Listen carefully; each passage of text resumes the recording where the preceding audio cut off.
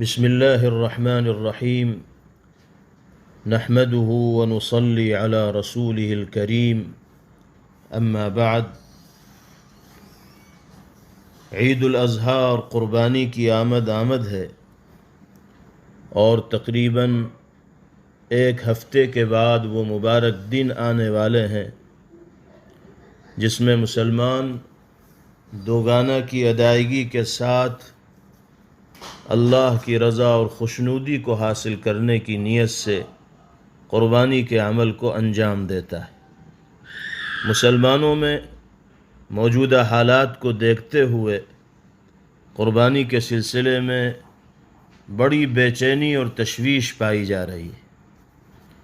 اس لیے یہ وضاحت ضروری ہے کہ قربانی چاہے چھوٹے جانور کی ہو یا بڑے جانور کی، حکومت کی طرف سے اس کی کوئی پابندی نہیں۔ اس سلسلے میں یو پی حکومت کی طرف سے گائیڈ لائن بھی آ چکی ہے اور ضلعی حکام سے رابطے کے ذریعے بھی یہ بات واضح ہو چکی ہے۔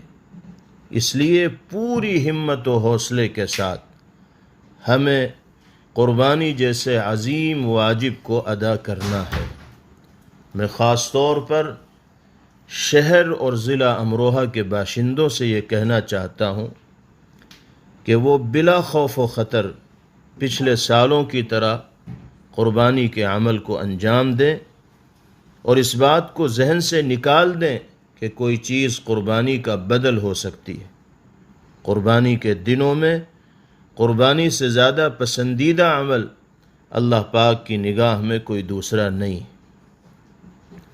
البتہ قربانی کرتے ہوئے صفائی ستھرائی کا پورا اہتمام رکھنے کے ساتھ ساتھ اس بات کا خاص خیال رکھیں کہ کھلی جگہوں میں بالکل قربانی نہ کی جائے۔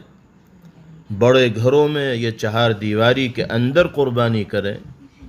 قربانی کے جانور کی غلاظت، اوجھڑی وغیرہ ایسی جگہ ہرگز نہ ڈالیں جس سے کسی کو تکلیف ہو۔ بہتر یہ ہے کہ پردے کے ساتھ قربانی کریں اور جانور کے فضلات کو گڑھا کھود کر دفن کر دیں تاکہ کسی کو شکایت کا موقع نہ ملے۔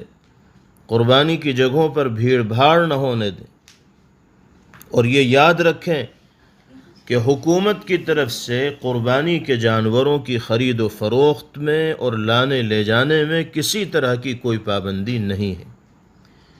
اس لیے قرب و جوار میں جہاں جانور میسر ہوں اور آسانی کے ساتھ مل سکتے ہوں خرید کر لے آئیں۔ راستے میں انشاءاللہ کوئی رکاوٹ نہیں ہوگی۔ اگر خدا نخواستہ کہیں کوئی قربانی کے لیے لانے لے جانے والے جانوروں کو روکتا ہے تو جمعیت علماء امروہہ اور جامع مسجد کے خدام اور ذمہ داران سے رابطہ کریں، انشاءاللہ مسئلہ حل کیا جائے گا۔ جہاں تک مسئلہ نماز عید الاضحیٰ کا ہے تو اس سلسلے میں وہی طریقہ کار اختیار کیا جائے جو نماز عید الفطر میں اختیار کیا گیا تھا۔ کووڈ-19 کی وجہ سے احتیاطی تدابیر کو اختیار کرتے ہوئے مسجدوں میں محدود تعداد کے ساتھ یا گھروں میں نماز ادا کی جائے۔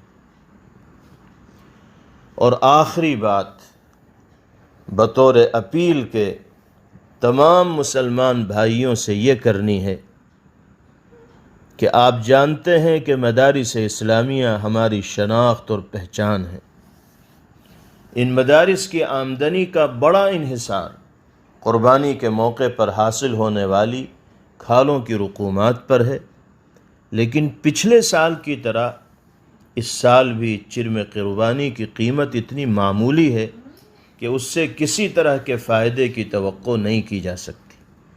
اسی طرح لاک ڈاؤن کی وجہ سے شعبان و رمضان میں بھی مدارس کے اساتذہ اور سفراء سفر نہیں کر سکے، لوگوں کے پاس نہیں جا سکے، جس کی وجہ سے مدرسے کے چندے پر بہت زیادہ اثر پڑا اور مدارس کی صورتحال فکر انگیز ہو گئی۔